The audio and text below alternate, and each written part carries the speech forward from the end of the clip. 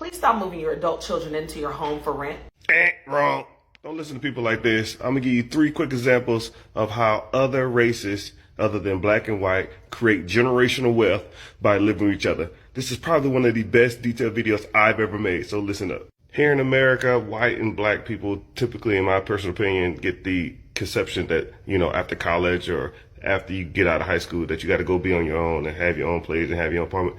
Other races all over the world don't do it like that. This is how the big boys do it. This is how they create generational wealth. Had an Asian buddy, right? And what he did is him and his sister lived with their mom and dad, and then the grandma stayed in the house with them.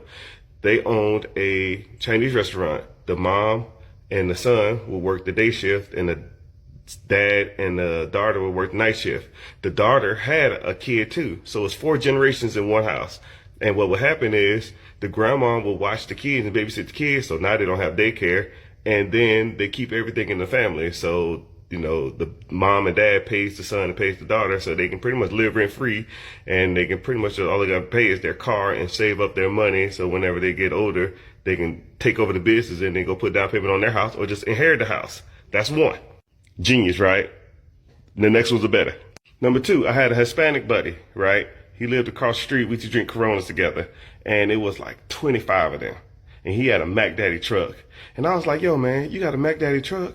Why don't you go buy your own house? He said, shit, man, I pay $100 in rent here, right? I get $1,000 a week. I take my $1,000 a week after I pay my truck, and I send all my money back to Mexico. 3, 4, 5 years, right? I have about $100,000 to $150,000 save up. I'm gonna buy me a nice little house down there, and I'm living the rest of my life. I'm good. I was like, damn, that's fucking genius. Why don't other people do that? Say, hey, Holmes, I don't know. That's number 2. Third one's the best one. Have you noticed a lot of Indian people, they own hotels or gas stations and their last name Patel, right? Because there's a stipulation whenever you come over here, you get your visa. If you change your last name to Patel, you qualify for certain grants and certain loans. So say I had a homeboy, I told him to come over here, he's going to live with me, right? And then I have another homeboy and they all live with me. So it's like 5 families in one Indian house.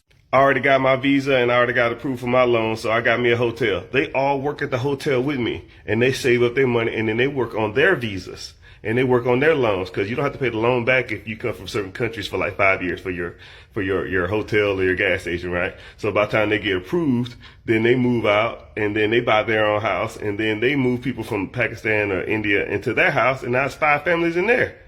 That's how you get rich, baby. Don't listen to people like this. Mr. Richard, like and follow for more.